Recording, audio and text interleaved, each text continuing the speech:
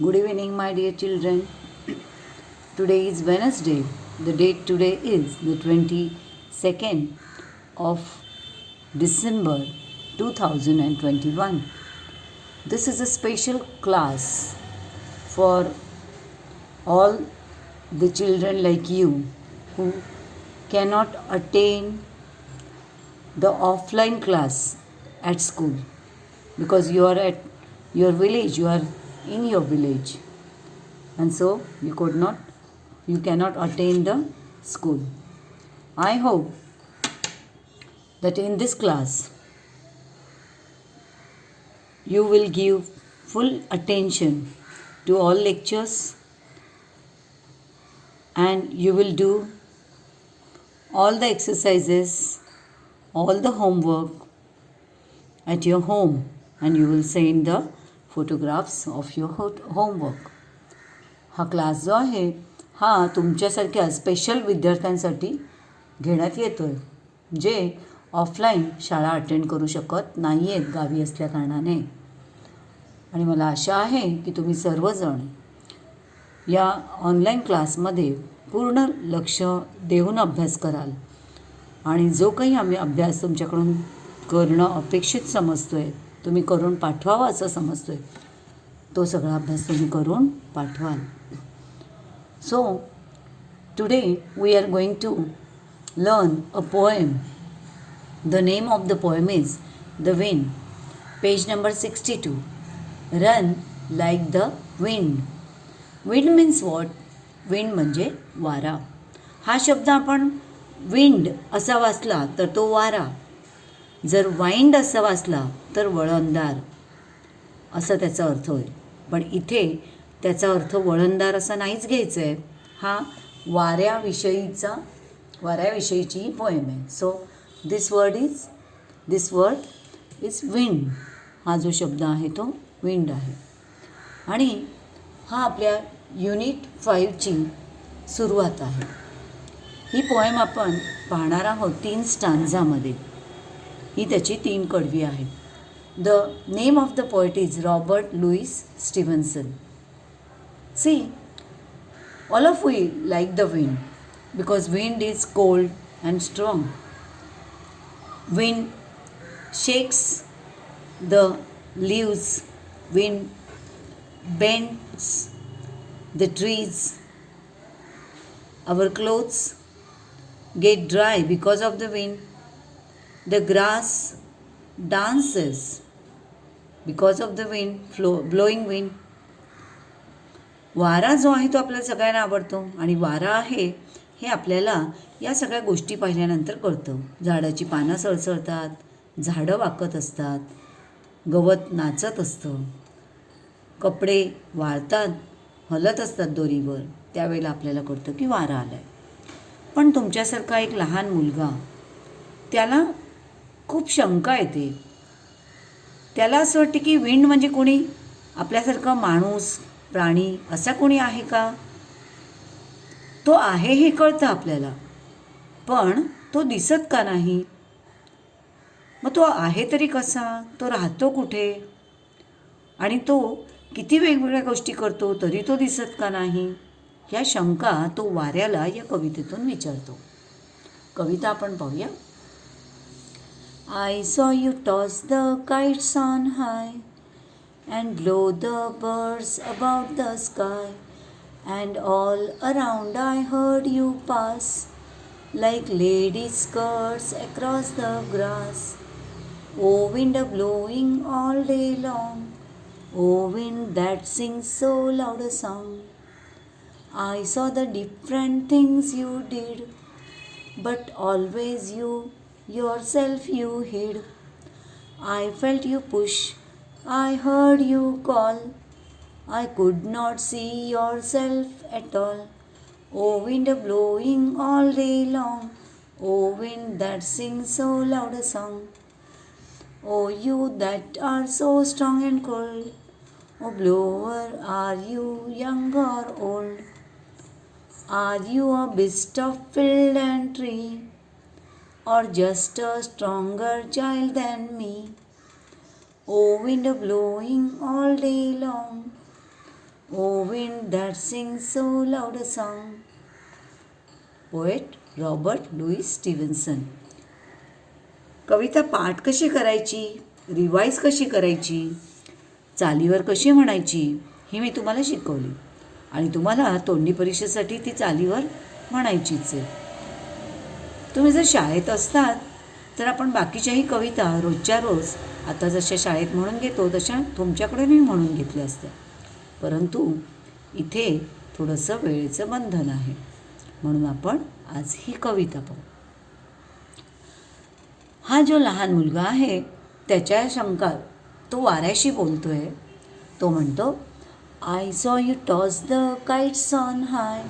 Toss म्हणजे उडवणे, उंच उडवणे. जसं क्रिकेटमध्ये तुम्ही पाहिलं की अंपायर हातामध्ये कॉईन घेतो आणि ते कॉईन टचकन वर उडवतो, त्याला आपण टॉस केला असं म्हणतो. टॉस म्हणजे वर उडवणे. हा मुलगा वाऱ्याला म्हणतोय की अरे वाऱ्या, मी तुला उंच आकाशामध्ये काइट्स म्हणजे पतंग उडवताना पाहिलेलं आहे. तुम्ही पाहिलं असेल, तुम्ही सगळ्यांना तुम्ही पतंग उडवत असाल. अँड मला असं वाटतं की all of you like to fly the kites. And you know the kites can fly in the sky up high in the sky because of the wind. वाऱ्यामुळेच पतंगी ज्या असतात त्या हवेमध्ये आकाशात उंच उंच उडत असतात. मग हा मुलगा सांगतो की मी तुला पतंगीनं उडवताना पाहिलं आहे. त्याशिवाय and blow the birds about the sky, मी तुला पक्ष्यांनासुद्धा उंच आकाशात उडवताना पाहिलं आहे. बघा बाळांनो, BLOW ब्लो हा शब्द कोणत्याही गॅसेटिक म्हणजे वायुरूप पदार्थांच्या वाहण्याला ब्लो असं म्हणतात. मग तो वारा असेल, स्मोक असेल, स्मोक म्हणजे धूर असेल, तो जर आकाशात उडतोय तर त्याला ब्लो हा शब्द वापरतात. आणि द्रवरूप पदार्थ जो जमिनीवरून वाहत असतो म्हणजे नदी, पाणी, तर याला फ्लो हा शब्द आहे. बीच्या जागी फक्त F, फ्लो म्हणजे द्रवरूप पदार्थांचं वाहन. तर मुलगा म्हणतोय, छोटासा मुलगा, की मी तुला पक्ष्यांना आकाशात उडवताना पाहिलं. And all around I heard you pass, आणि मी माझ्या अराउंड माझ्या अवतीभोवती तुला माझ्या जवळून पास होताना ऐकलं आहे. कित्येकदा तुझा आवाज, जवळून जाताना मी तुझा आवाज ऐकलो आहे. तुम्हाला सगळ्यांना वाऱ्याचा आवाज माहीतच असेल. आपण जेव्हा उंच डोंगरावर जातो किंवा शांत अशा जंगलात जातो आणि तेव्हा वारा सुटलेला असतो तेव्हा त्या वाऱ्याचा आवाज आपल्या कानावर येत असतो. पानांच्या सळसळीतून तो वाहत असतो. मग हा मुलगा सांगतो की मी कित्येकदा तुला माझ्या जवळून पास होताना म्हणजे जवळून जाताना मी तुला ऐकलं आहे. आय हर्ड यू, हिअरचा past tense. Like ladies skirts across the grass. Ladies skirts across the grass. Across the grass म्हणजे अगदी माळरानावरच्या गवतामधून सुद्धा तुला जाताना मी पाहिलेलं आहे. मग तो वाऱ्याला हाक मारतो, ओ विंड, अरे वाऱ्या. O wind blowing all day long, अरे वाऱ्या, दिवसभर वाहणाऱ्या वाऱ्या. O wind that sing so loud a song, अरे वाऱ्या, सुंदर सुंदर मोठमोठ्या आवाजात गाणी गाणाऱ्या वाऱ्या. तू दिवसभर वाहत असतोस, दिवसभर गात असतोस गाणी. I saw the different things you did, मी तुला अनेकदा वेगवेगळ्या गोष्टी करताना पाहिले. कुठल्या गोष्टी करतो? Flies the kites high, blows the birds up in the sky, shakes the grass. And या सगळ्या गोष्टी करताना मी तुला पाहिलं आहे. डिफरंट थिंग्स तू करत असतोस, वेगवेगळ्या गोष्टी करत असतोस. आणि एवढं सगळं करून स्वतःला मात्र तू हिड करून ठेवतोस. हिड म्हणजे लपवतोस. But always you yourself you hid, पण तू स्वतःला मात्र हे सगळं करत असताना पण लपवून ठेवतो. कित्येकदा बघा आपल्या घरातल्या वस्तू वाऱ्यामुळे, खिडकीतून येणाऱ्या सोसाट्याच्या वाऱ्यामुळे घरातल्या वस्तू पडतात. कॅलेंडर भिंतीवरचं ओढून खाली पडतं. एखादी वस्तू असेल तर ती वस्तू धाडकन खाली पडते. म्हणजेच ह्या सगळ्या डिफरंट थिंग्स कोण करतो? विंड करतो. पण हे सगळं करताना तो मुलगा म्हणतोय, you always hid yourself. तू नेहमी तुला स्वतःला लपवून ठेवतोस. I felt you push, I heard you call. I felt you push. मी कित्येकदा तू मला ढकलताना पण मला भास झाला आहे. I felt you push me. तू कित्येकदा मला पुश करतोयस असा मला भास होतो. खरंच आहे बघा, सोसाट्याचा वारा सुटतो तेव्हा आपल्याला पण काही क्षण असं वाटतं की हा वारा आपल्याला पुढे पुढे लोटतोय. जसा शिडात वारा भरून बोटीला पुढे पुढे लोटत असतो तसं मी तुला कित्येकदा मला ढकलताना पाहिलंय, अनुभवलंय. आणि आय हर्ड यू कॉल मी. आणि मी कित्येकदा असं पण ऐकलंय की तू मला कॉल करतोयस, तू मला हाका मारतोयस, हे सुद्धा मी ऐकलंय. I could not see your self at all. आणि हे सगळं करत असताना मी मात्र तुला कधीच पाहू शकलो नाही. तू मला कधीच दिसला नाही. कारण वारा हा आपल्या डोळ्यांना दिसतच नाही. We cannot see the wind, but we can feel the wind. We can feel its coldness. आपण वाऱ्याचा गारवा अनुभवू शकतो, त्याला आपण जरी पाहू शकलो नाही तरी. O wind blowing all day long. अरे दिवसभर वाहणाऱ्या वाऱ्या. O wind that sing so loud a song. अरे दिवसभर गाणी गाणाऱ्या वाऱ्या, तू आहेस तरी कसा. O you that are so strong and cold. अरे वाऱ्या, तू कसा आहेस, खूपच स्ट्रॉंग आहेस. स्ट्रॉंग म्हणजे बलवान आहेस, तू ताकदवान आहेस.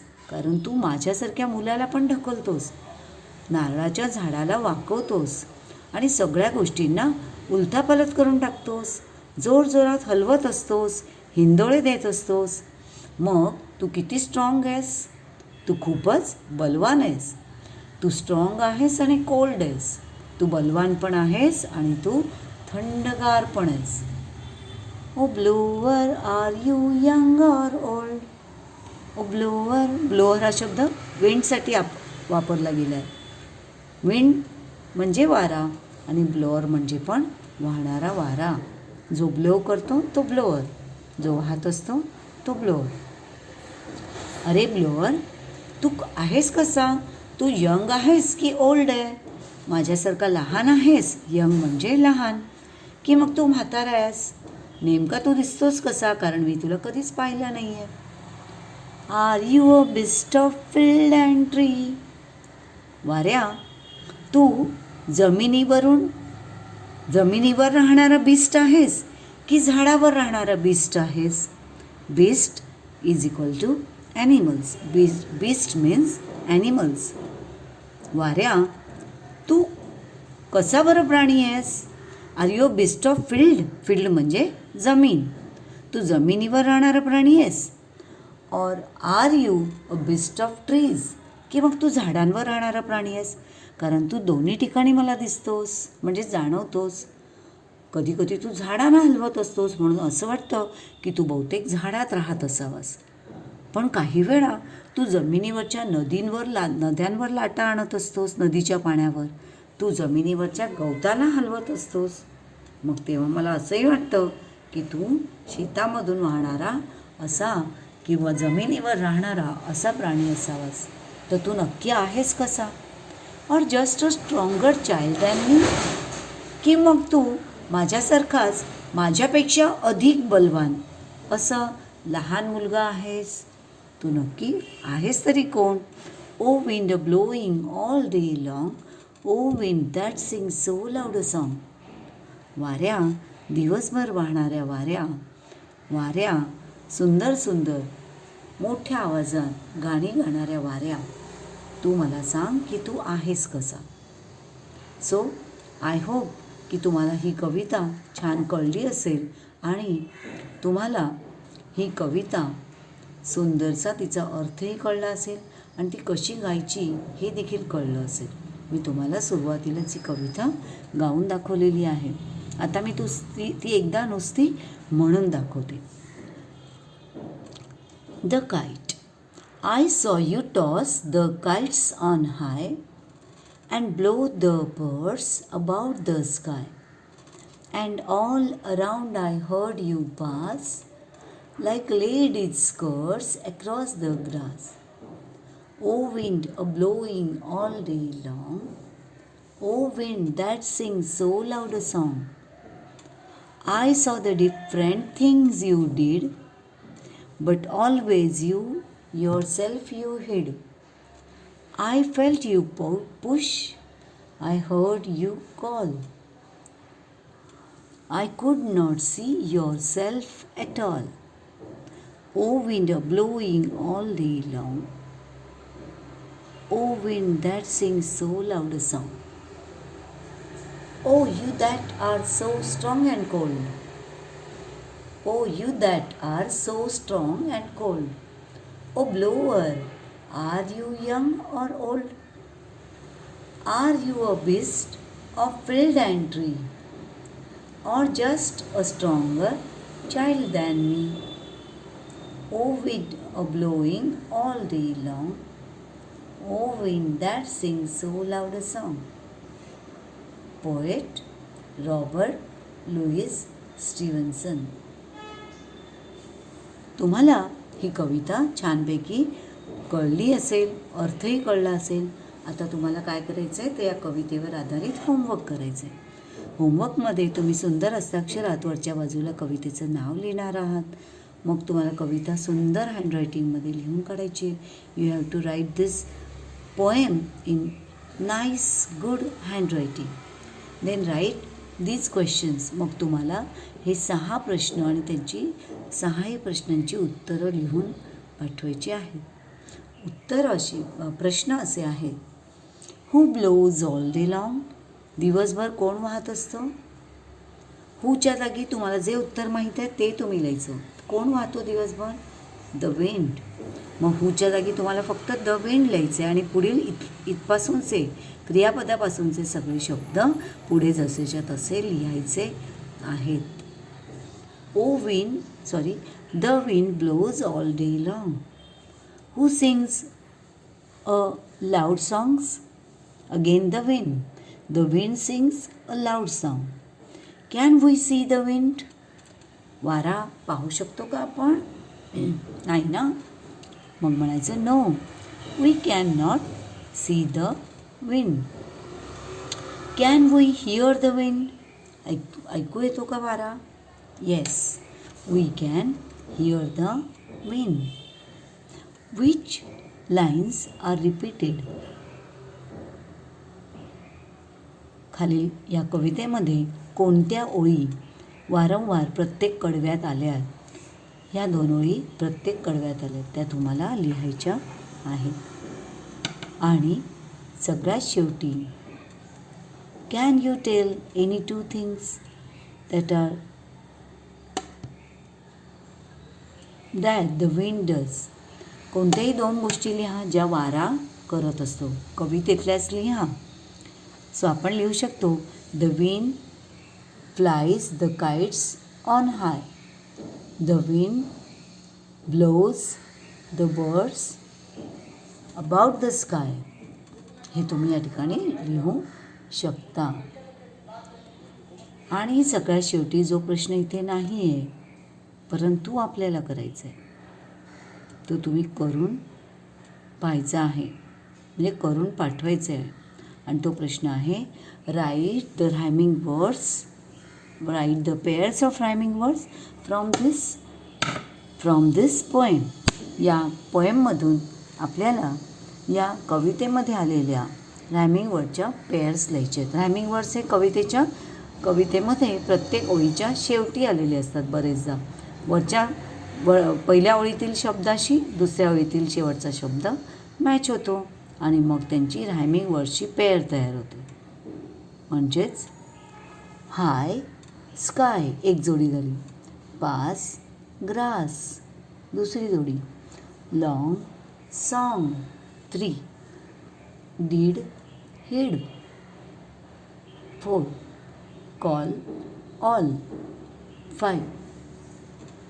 आता पुन्हा हे शब्द आलेत. लॉंग सॉंग तो तुम्हाला पुन्हा लिहायची गरज नाही, तो तुम्ही एकदाच लिहू शकता.